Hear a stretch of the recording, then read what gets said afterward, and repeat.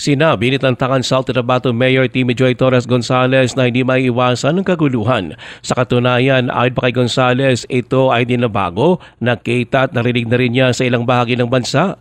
Pero ayon pa kay Gonzales, kakaiba ang naranasan nito at kanyang mga kasama sa Israel.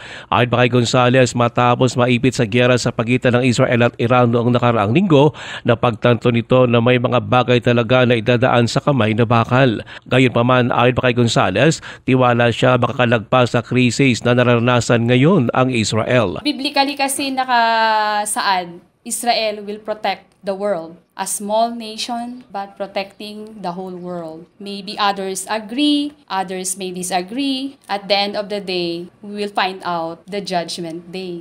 Kasi si God lang ang nakakaalam lahat ng reasons kung bakit ang mga nangyayari ng itong bagay. Nilinaw naman ni Gonzales na sa kabila ng pag-atake ng Iran, maayos naman ang naging kalagayan nila sa Israel.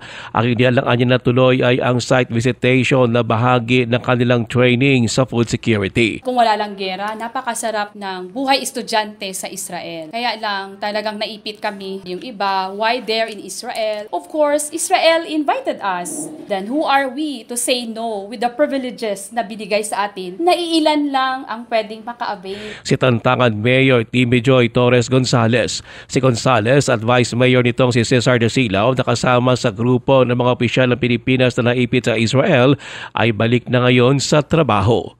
Ruel Usano, NDBC Bida Balita.